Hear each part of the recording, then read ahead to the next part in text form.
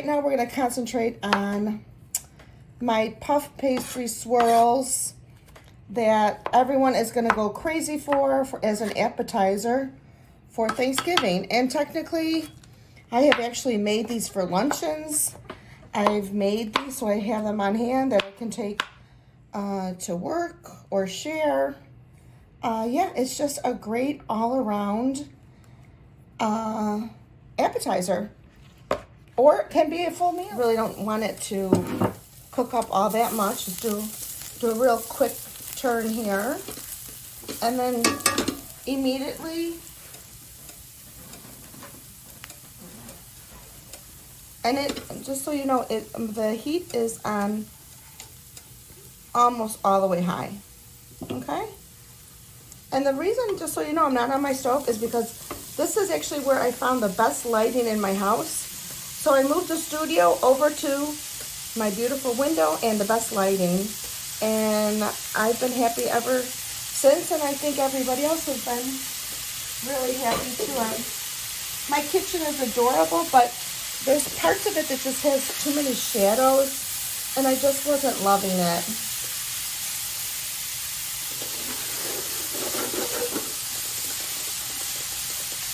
So go ahead and saute up your chopped portobello mushrooms. I'm actually already getting excited, so I hope you are too, trying to make your holidays easy, quick, and plannable.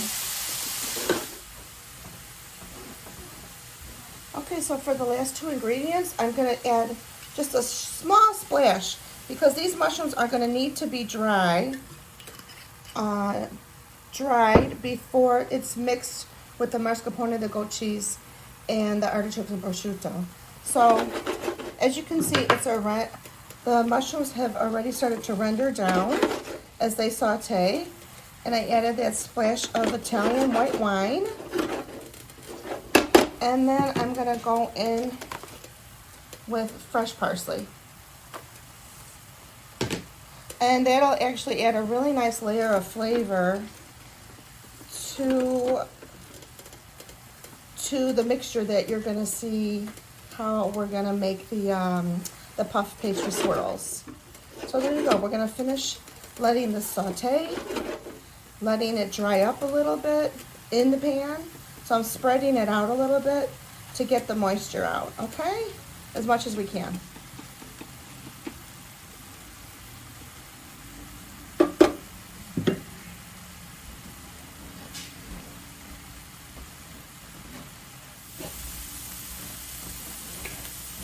Okay, so the mushrooms are done. I'm just going to remove them from the pan. And these are going to just be set aside as we prepare the filling. And then these will obviously be mixed in as well. But this is the first step to our recipe. If we have them dry them out a little bit more, then we will in the end. But for now, I'm just spreading them out and going to allow it to rest and cool off, okay?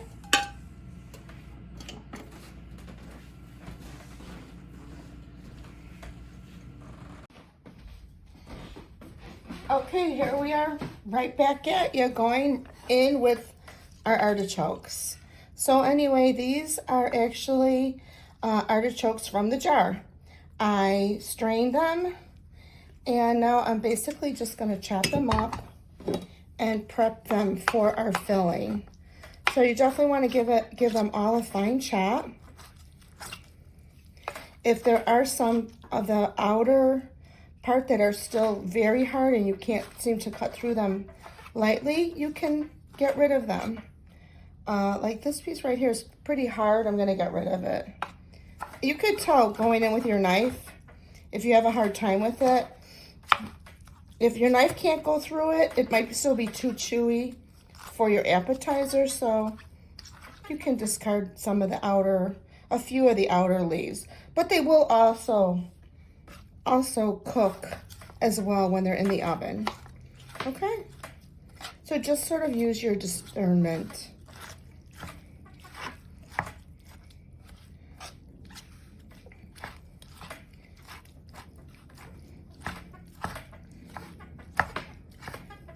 And this, as I said, is going to mix with the mascarpone, the goat cheese, a little bit of cream cheese, and a tiny, maybe not even a half a teaspoon of mayo.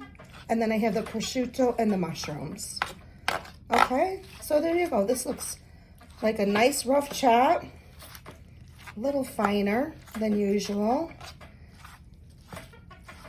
And again, we may have to absorb some of the water from the artichokes because the artichokes do hold a lot of water. So I'm gonna go ahead and put it back in the strainer and just sort of let these strain through the strainer and then in a bowl. And that's gonna sit for a little while I prepare the cheese filling.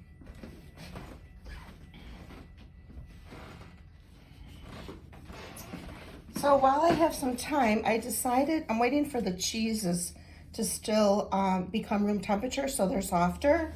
That's a very important step. I have the goat cheese, I have a little bit of cream cheese, and then I do have the mascarpone. That's gonna be our trio for today.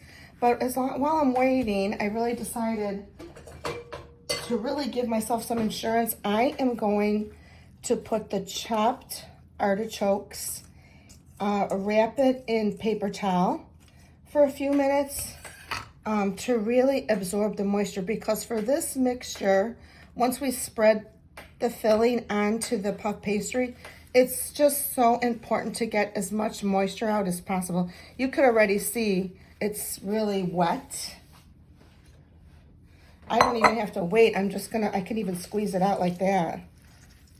So you can see all of that. You definitely do not want that in the mixture because it'll make the puff pastry soggy. And that's one thing we don't want. On the outside, we really want it to be crispy, flaky, and golden, okay? So as you can see what's happening here, I didn't even have to wait. Just squeezing it out. There you go. And then I'm gonna leave it in the paper towel and just let it soak up even more. You can even add another paper towel around it to keep absorbing.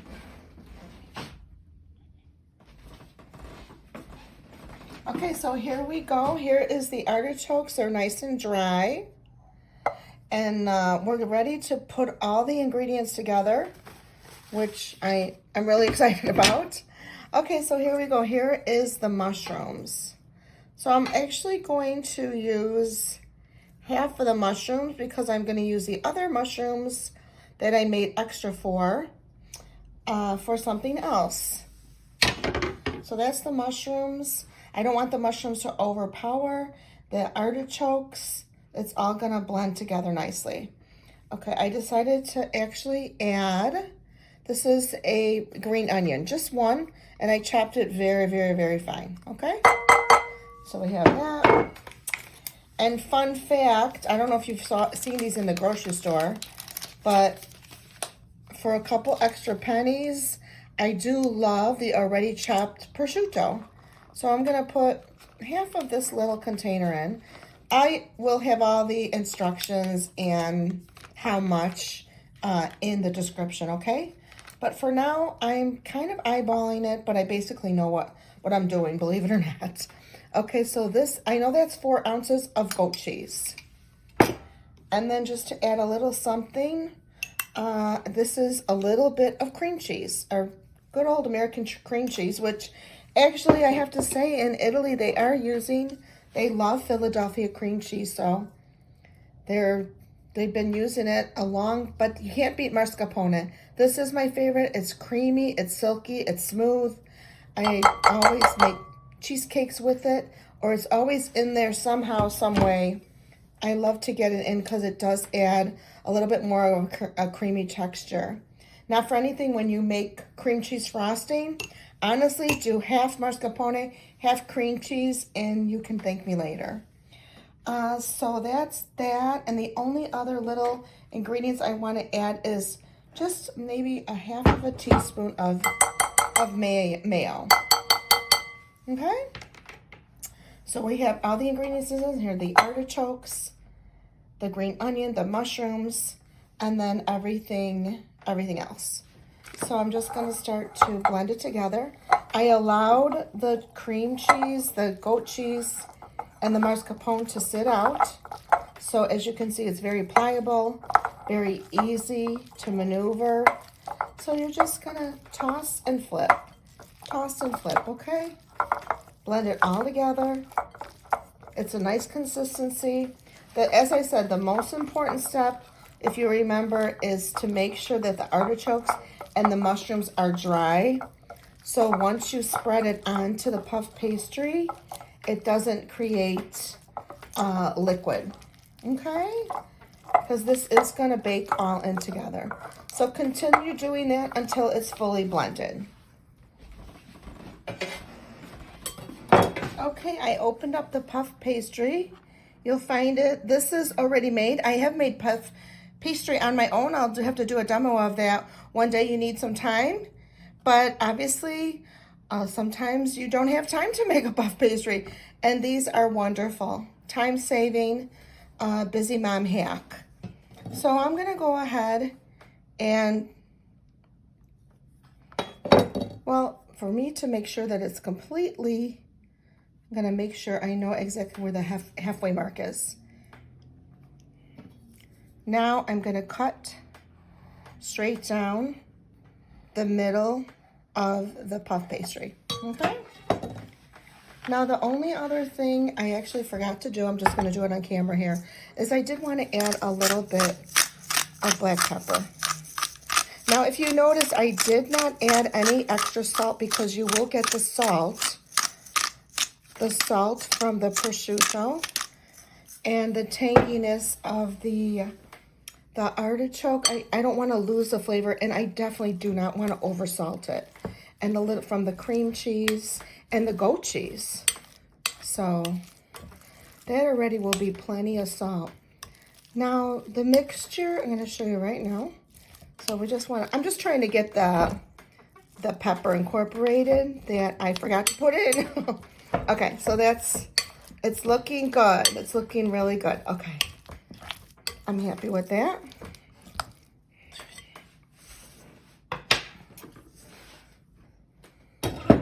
So make these, I'm gonna make the center stage again. Here we go. And you could do as many or as little as you want. I should have took out another puff pastry, but this was just one sheet. So I'm gonna do one sheet, and I actually took out another one, but it's actually still frozen, so it's defrosting. So you're gonna go ahead. Now this needs to be a thin layer. You don't want to you really do not want to overdo it. So honestly, that should be enough.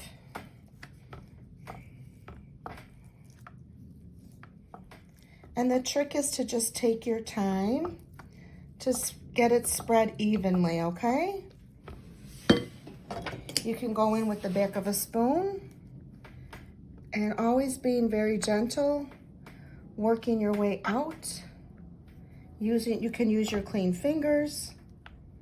And then also, I was just thinking about the flavors of the mushrooms. So if you notice with the mushrooms, I did not add salt. It was the garlic, it was the wine, the parsley, and that is what gives the flavor. So it's really layers of flavor. I'm a big talker about layers of flavor, because it's just really important.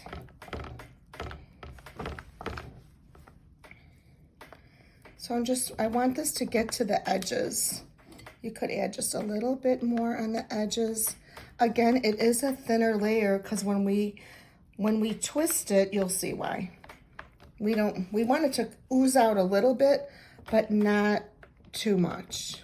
Okay.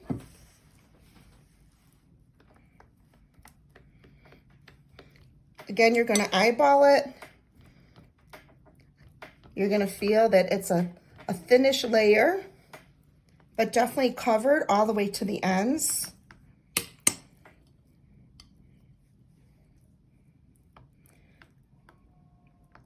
Just giving it the finishing touches and being sure that everything is covered. Okay, and then you'll take your the next half of the puff pastry, and you're gonna lay it on top. There we go.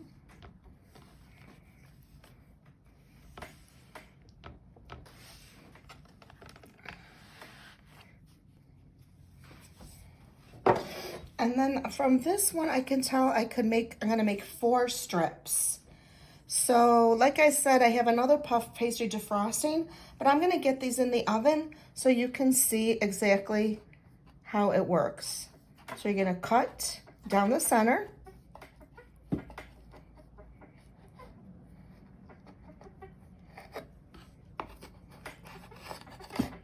There we go. And then you're gonna do it one more time. Make sure your knife is nice and sharp.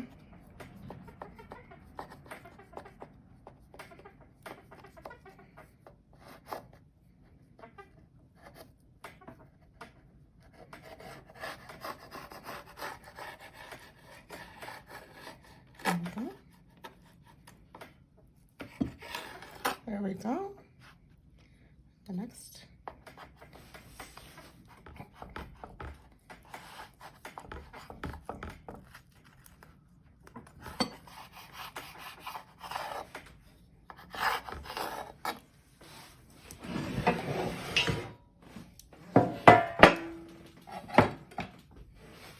Okay, and then what you're gonna do is you're gonna twist it.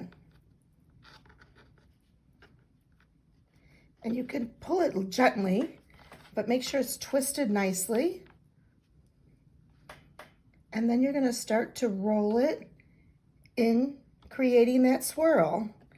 And then the last twist, you can just tuck a little bit underneath.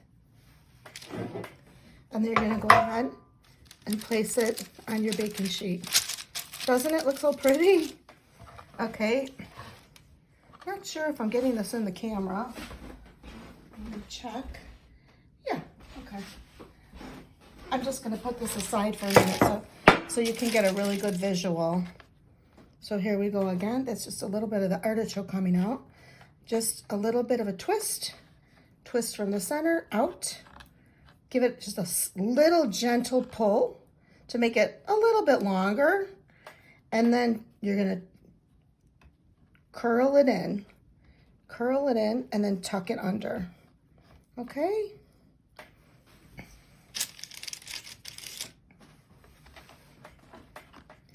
Gonna twist, twist, twist, twist. A gentle pull where you know it can handle it. So it's all twisted, and then a tuck. Roll it in, roll it in, roll it in, tuck it under. See how simple that is? So simple, but when it comes out, it looks so elegant. Then again, you're gonna take it, twist, twist, twist. You can try to twist it a little more or a little less as you'd like. I think that's a nice twist. You could pull it a little bit so you get that longer swirl, and then just fold it in and tuck the last piece just a little under. And then it just gives you kind of sweet little rosette there. So these are all ready. I'm gonna put them in a 400-degree oven. The only other thing I have to do is baste it with an egg wash. So just take 1 egg, beat it. This will give it that finishing bakery touch. So golden and crispy. So just go ahead and do that. Give it a nice brush. Okay?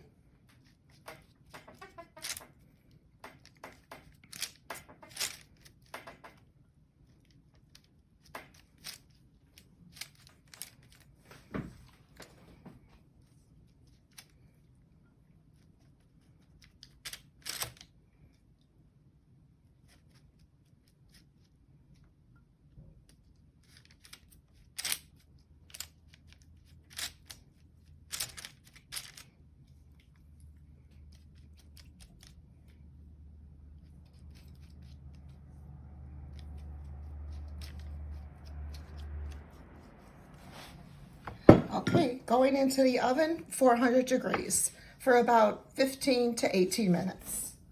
Here's the first look, fresh out of the oven. They look adorable. All I have to do is put them on a beautiful platter, and I think I will put the cheese balls in between, and we have a winner.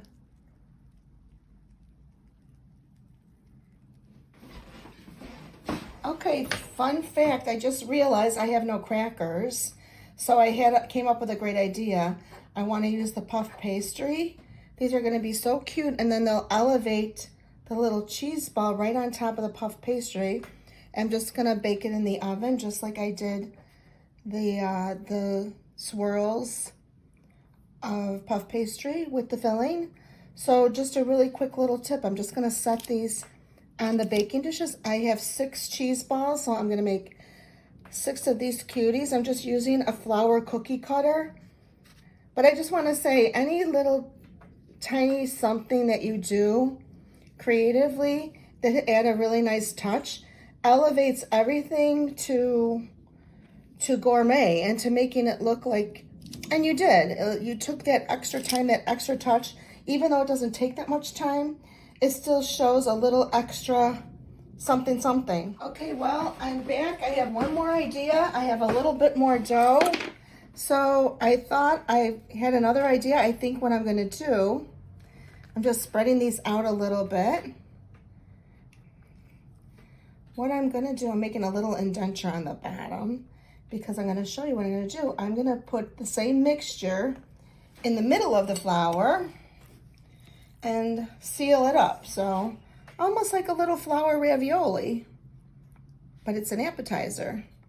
So just a little bit like that in the middle.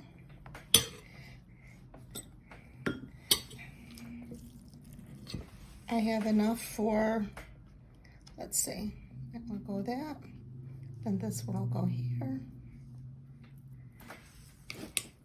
then another one here. I think I will have enough for 4 top and bottoms.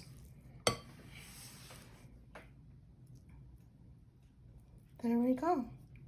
And these, I'm hoping, should puff up. So the only thing I have to do is brush the edges so once I place the other flour part on top, it should stick in the baking process, okay? I'll show you in a minute. Just brush all the little petals with the egg wash, okay? This one seems shrunk up a little bit, so just you could take it and stretch it. Try not to ruin the petal part.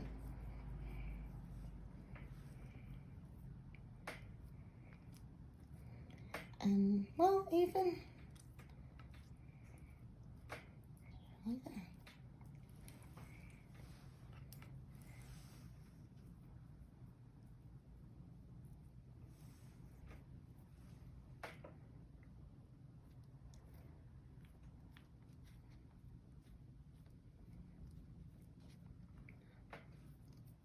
Give it a little stretch before you put it on top because it's shrinking up rather quickly. So just go ahead and do that and then stretch it as it's around the filling mixture. And then I might even take a fork to help seal it too, almost like when we make our panzerotti. So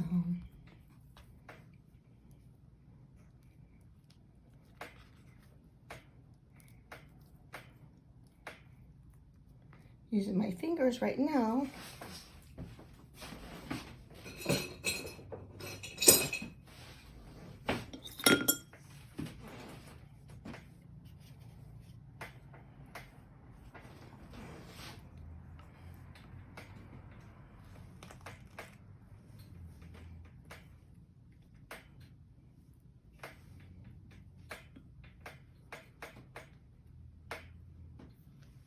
And then these will go in the oven for as the same amount of time.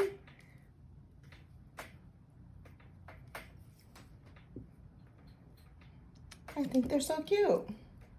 Just another way of presenting the same idea.